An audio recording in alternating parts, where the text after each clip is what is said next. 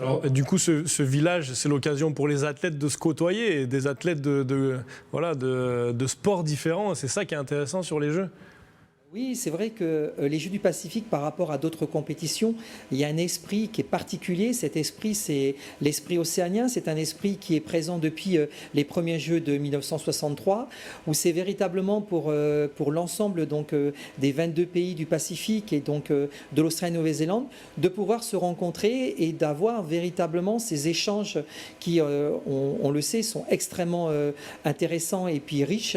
Et c'est la manière de vivre une compétition un petit peu de manière différente, parce que quand on a toutes les délégations qui sont là, il y a vraiment des échanges et surtout aussi parfois des apports culturels, parce que bien souvent les délégations adorent faire présenter un petit peu leur propre culture, et c'est des moments le soir qui sont extrêmement émouvants et très forts. Et il y en a certains qui reviennent avec des médailles, parce que les Jeux, c'est sur 15 jours. Voilà, certains reviennent avec des médailles, d'autres n'ont pas participé encore à leur épreuve, d'autres reviennent sans médaille. C'est des moments qui doivent être compliqués à gérer quand même entre athlètes, et avec vous qui êtes chargé de les chapeauter. Oui, c'est vrai que c'est pas évident, parce que on a quand même 324, 325 athlètes qui devraient venir.